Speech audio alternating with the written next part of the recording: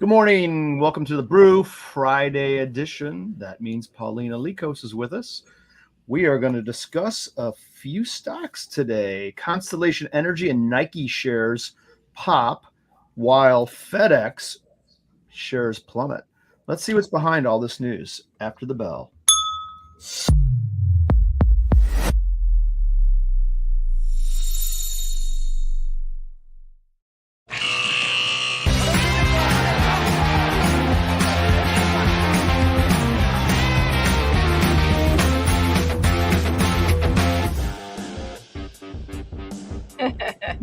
I knew it. I knew it was coming.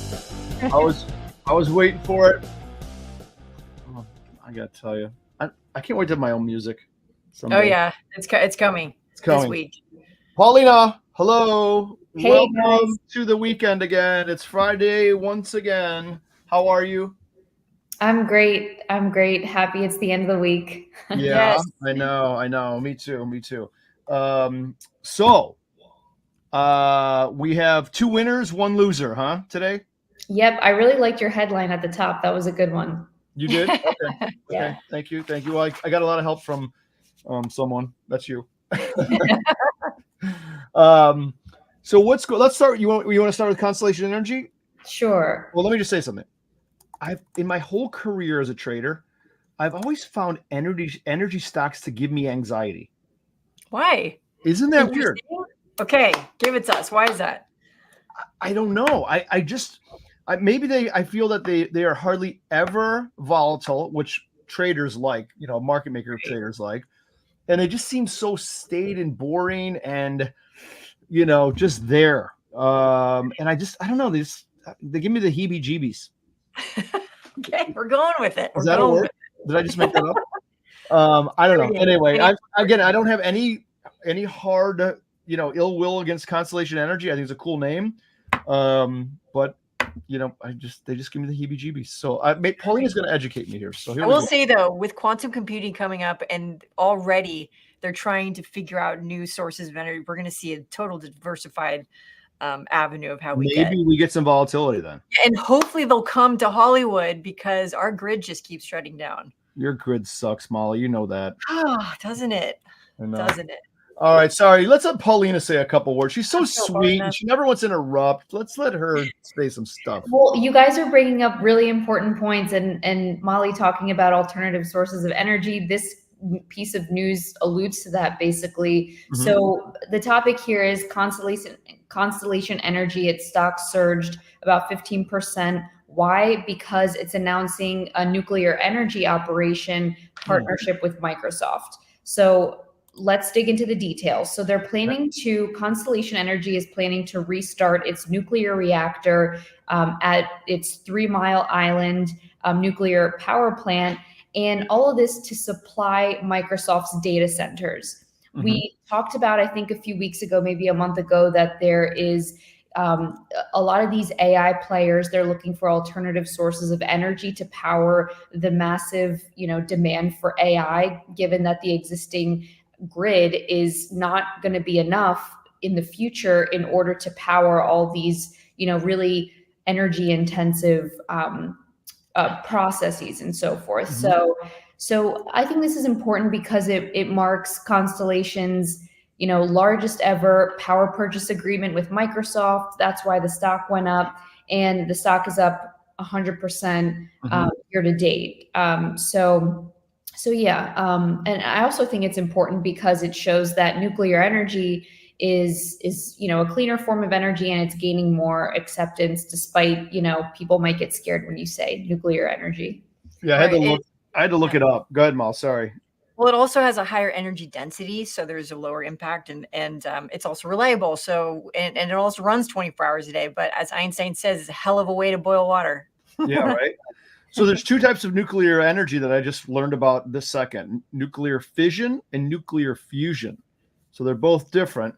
But what I'm reading here quickly to educate myself is that it is very low in greenhouse gas emissions, this nuclear energy, which if you listen to the greenies in the world, and I'm not really a greenie, but I'm not really an anti-greenie either. I get it. Let's save the planet, whatever. But I think nuclear energy gets a bad rep because of the word nuclear. People think of nuclear bombs or something like that. Yeah. And all of a sudden it has this bad little tipping point, which I think, again, just reading quickly here, that it looks pretty epic to me. And why aren't we doing this more? There must be a side effect. You grow a fourth eyeball, if something happens, you get a big green thing on the side of your face. What am I missing here? Nuclear waste. So where do you store those? We have to have waste, and right. we have to send but it. I do think it's really clean. So I probably a proponent. I am probably a proponent. I'm a proponent. I didn't read far enough down. It was scrolling off the screen. The key concern, nuclear waste, is one of them. The byproducts of nuclear fission are radioactive and need to be carefully managed and stored for long periods of time. You put them in a Coke can, we'll be fine. Just seal it up. We'll be good. Right. Just put it on grandma's lawn and she'll be okay in a year. But I think there's really great alternatives. So what are some of those alternatives that you're seeing, Paulina? Oh God, I was saying, I hope she's not talking to me. I have no idea what she's asking. Well, I'm not sure what the alternatives are in terms of that, but I know that the AI community has increasingly been turning to nuclear energy because it has low greenhouse gases, as you mentioned. And in response to this deal with Microsoft, we saw substantial increases in optimism across, the nuclear energy market. Some of the other stocks that increased were Nano Nuclear Energy. Another company was called Oklo. Their stock also rose off of this announcement. So it suggests that there's growing investor interest in nuclear energy, particularly for powering those energy intensive operations like data-driven AI data centers. So I think that's what they're honing in on in the investor community. And just, little CT over there. I will say there's some really interesting stuff with 0 Point Energy. It's sort of out there, but at absolute zero, there's still a residual of energy that you can capture. And so they're possibly thinking of free energy. And then you look at Tesla and what he did with the Tesla towers, and there's a really amazing stuff out there, and the reverse engineering of pyramids, and then we just go down a rabbit hole. You are a C-tier. You really are. But I love it. Okay, cool. I like this one. You know what? I think my phobia of energy stocks might be cured. Okay, it's getting exciting. I'm going to learn more about nuclear stuff. This is really interesting to me now. Yeah. Fission and fusion. Okay. I was a chemist. Did you guys know that at one point? No way. Swear to God. Yeah. I shouldn't say I was a chemist. That's a bad. That's very misleading. I wasn't a chemist. I was a science. Nope, that's misleading too. I went to school and I studied pre-med, and I had to take all this kind of stuff. So I took a lot of organic chemistry and bio and physics. Amazing. Yeah, but then I quit and became a trader. Not You're a incredible. A trader. Yeah. Anyway, moving along. That's pretty cool, though. That's pretty cool, Lex. I'm impressed. Yes. My impress just went up. Okay. Nike shares. Now, Nike, I understand. Nike generally makes me happy. I don't have a lot of Nikes, though. I have very few Nikes because I think their shoes became boring. And I think they need a facelift. Slap in the pants. Tell me about it, Paulina. It's so interesting that you said that, because you used to like Nike, but investors are really upset about Nike for the exact same reason you just mentioned, because the sneakers are the investors speak is there hasn't been innovation in its products lately. And so what's the result here? So last week, Nike announced that its CEO, now former CEO, John Donahoe, he is going to be retiring. In October, they're kicking him out, and they're replacing him with Elliott Hill. He's been with Nike for ages, I think like 3 decades. He's a Nike veteran. He actually retired from the company in 2020, but they're bringing him back to replace the CEO that just announced his retirement. And on this announcement, the stock rose about 8% in after hours trading last week. So this is to say that Wall Street saw this CEO replacement as a positive. Shares have been down over 25% over the past year.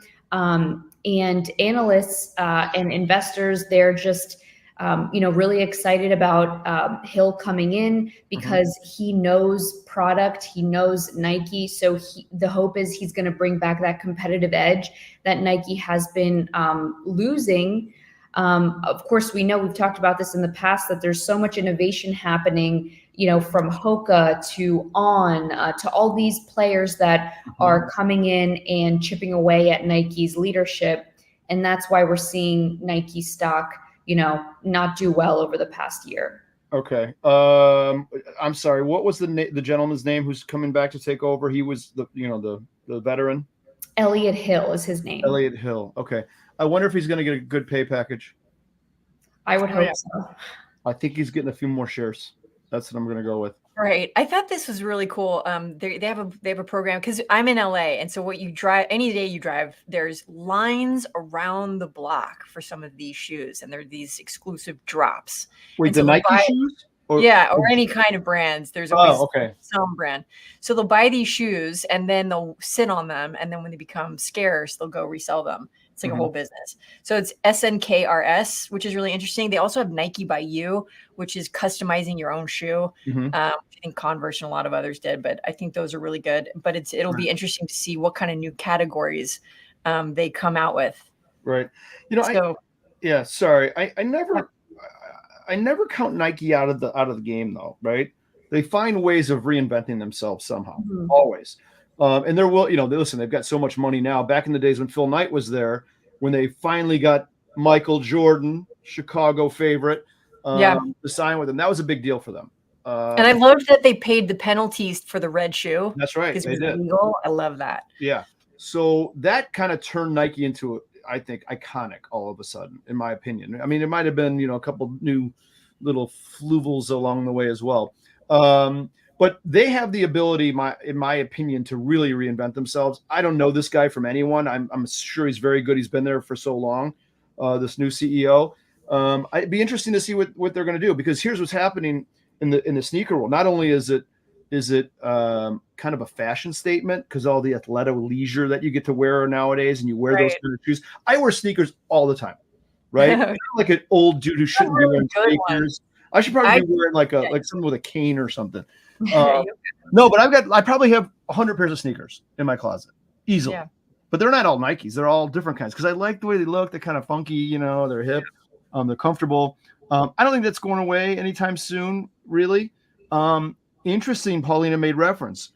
On Cloud, or On, I guess it's called, and then Hoka, two of my favorite brands as well.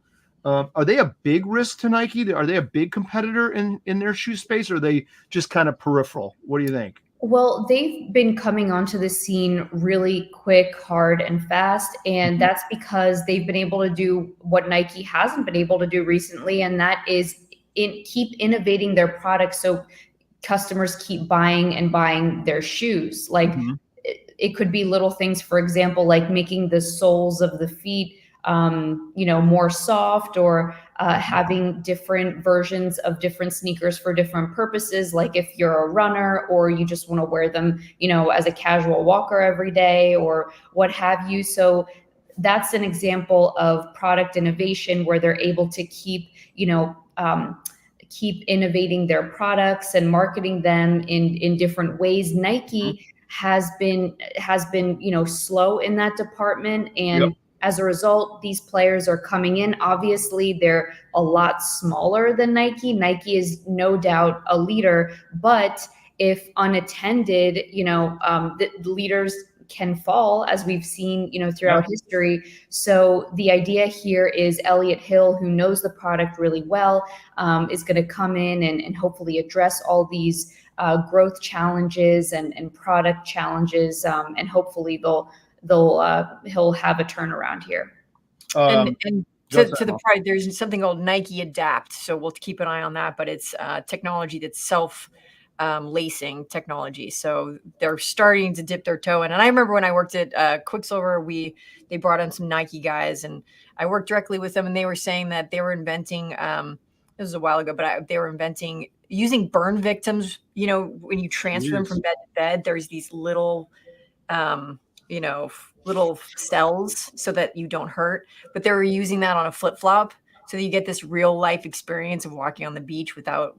So there's incredible technology potential. I don't think really anyone's really tapping into the potential to where that could go. Yeah. So I would like to see Back to the Future, Michael J. Fox floating on some flip flop pretty soon. That would be exciting for me. Yeah. Yeah. So interesting with the Hoka and the On Cloud, they have two unique designs. Let's go to the screen share. Watch this little number I'm putting in here. You ready for this? Yes. So I'm on the Remarkable. Here's what Hoka did for the world of sneakers. This is the sole on the Hoka, right? This is the shoe, with the little things. They made this big fat thing here, really cushy and fun, right? And then Nike followed. Everyone followed. Yeah. So Nike has it, New Balance, Saucony, all this. What did On Cloud do? They did this little weird thing with these little guys here, right? And they're really, I got both shoes and they're really comfortable. So guess what's happening? Oh my God, I'm drawing. Look at that. You're actually pretty good. Yeah, they're pretty impressive. This one here looks like a hot dog, and this one looks like a sea otter or something. Yeah, like a sea anemone urchin. A crustacean of some kind. Aquatic. Lex, it's called innovation. That's right. It's called someone innovation. hire Lex. Look These at companies that. need you. Unbelievable. So anyway, I think that everyone followed the Hoka model. I haven't seen a Nike shoe that looks like that yet, but they just adapt. They and then adapt you have to make it better. You have the non-shoe like Vibrams, so you have the individual toes, right. And then you're supposed to be good for your anatomy. There you go. All right, Nike. I'm gonna keep my eyes peeled. I'm just keeping my eyes peeled. Okay, number 3. This is the bad news. Now for the bad news. FedEx. So to me, this is a shocker. Let me say why. You tell us your story, Paulina. We're moving into Thanksgiving and Christmas. You would think people would be really excited about FedEx for the holidays. Blah blah blah. Help me out. What's going on here? Yeah, that's exactly right. Investors might be second guessing piling into FedEx shares ahead of the holidays because the stock just dropped 15%. If you are confident about FedEx's future, this might be a good time to pick up shares at a discount. But the stock plummeted last week after it released its first quarter earnings for fiscal 2025. Mm-hmm. So what went wrong here? So the company, they delivered earnings and earnings per share well below analyst expectations.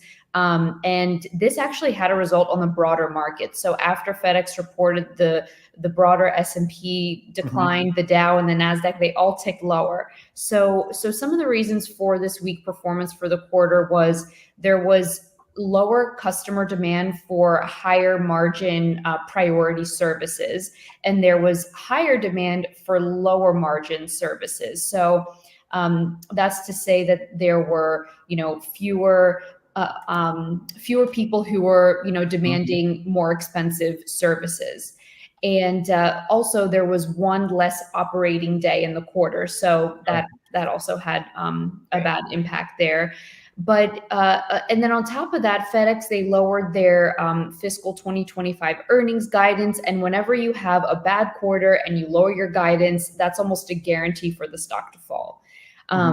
So yeah, they also reduced their revenue outlook to low single digits. Before it was low to mid single digits. So clearly this is a bad outlook, an outlook that shows that there is less growth in the short term. And obviously we know that Wall Street is very short term focused. And when there's uncertainty, they tend to bail. So that's what happened. And there are some more, broader implications, as I mentioned, and we can also talk about how this feeds to consumer behavior and so forth, but that's the news around Nike. FedEx. Yeah. And interesting, we just had the Fed rates come out. And so what would be the correlation between FedEx and CPI and rates? So if CPI is up, it's inflation, people might spend less. If Fed rates go up, it's more expensive for them to borrow. How do you see that playing out for the remainder of the year? I know we're expecting another drop in rates, but how do you see that, with inflation kind of leveling out?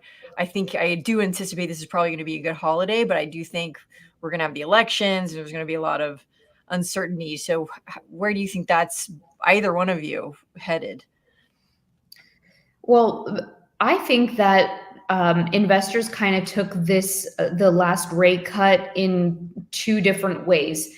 So there was a delayed market reaction. So the Federal Reserve, they cut interest rates by a 0.5 percentage point. There was expectations that they were going to do a quarter, but they did 50, which was positive. That Wall Street always sees cheaper money as a positive, especially for growth stocks, because debt is cheaper. But that also raised questions around the health of the economy, because usually when there are massive rate cuts like this, it suggests that the economy is slower. And while inflation has come down, economic data has been showing that, consumer is resilient, but not all that healthy. And the labor market is, slowing. So what does this mean for FedEx? So FedEx, when we think about it, it's kind of like an economic bellwether in the economy. So if there's weak performance, that raises concerns around the overall health of the U.S. economy. So with FedEx reducing its outlook, that suggests, okay, maybe the economy isn't as robust as we thought it was. And then on top of that, you have consumer behavior that is looking for value, looking for discounts, and they're deferring to cheaper services, which, consumer now consists of 70% of the US activity in the economy. So when you see stuff like this, wait, that's a big deal. Repeat that, because that's a really big deal. Say that one more time. So I think last year consumer activity, consumer buying consisted like 65%, but now it's more than 70%. Wow.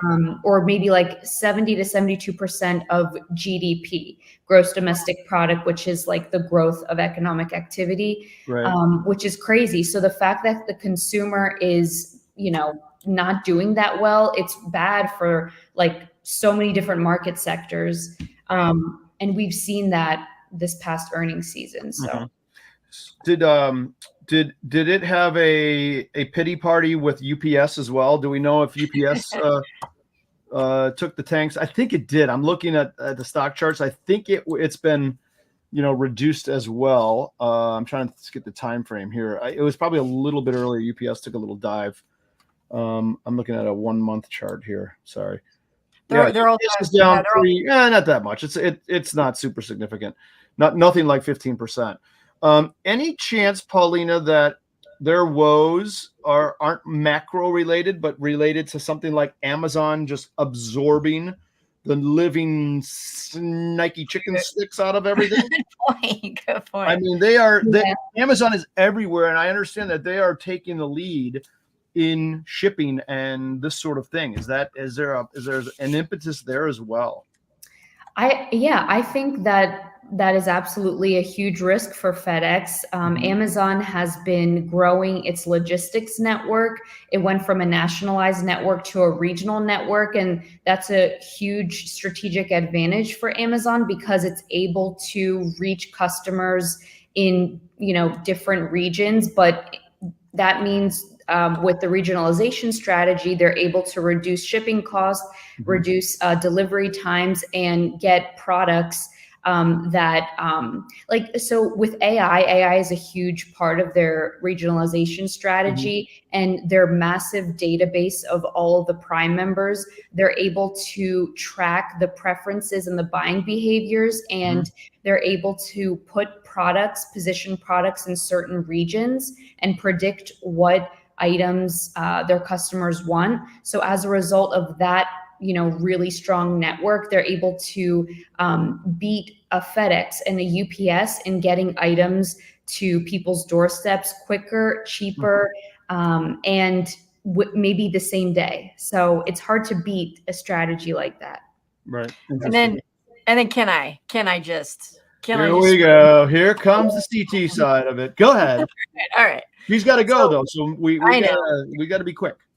Just look at AWS. So Amazon has that edge that AWS gives them their cloud. That's true. And FedEx is running on it. But then if you look at the holders between those two companies, the majority holders, if you go on Yahoo Finance click holders, those majority shareholders are the same. So is it the same? There she goes. Did you see that Are we move? in the same cloud? Did And you don't see know that about the little same move she person? did? I saw that move. Okay. Well, we're going to talk about that next time, maybe, Mal. Yes. All right. Thank you, Paulina, as always. And thanks, you, Lex. guys. Yes. Loving the Nantucket Red. Thank you. That was great. Good show today. Don't forget to leave us some comments down below. What else, Mal? Sign up for hub.tradier.com. Oh, yeah. Check out our new futures. We're doing futures contracts. That's amazing. Right. And we have the news that we have the latest summit ready to roll. It is only going to be visible in totality on the hub.tradier.com. You'll get little snippets on YouTube, but otherwise go to the hub. Right? All right. Mal and Paulina, have a great weekend. I don't know who the Eagles are playing this weekend. I forgot already. But I always root for you because I know you and Thank I know you. the Eagles. Go Eagles. And I don't dislike the Eagles as much as I hate any New York team. So I just said that. Because I'm a Chicagoan. I can't like New York teams. All right. Nothing to do with New York, by the way. Okay. Have a great rest of the day. Great weekend. And we'll see you next Friday, right? Yeah. On the Brew. All right, everybody. Have a good one. Bye.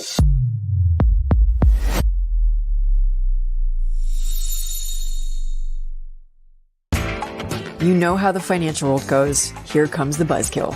Please make sure to take some time to read this boring disclaimer. We will owe you one.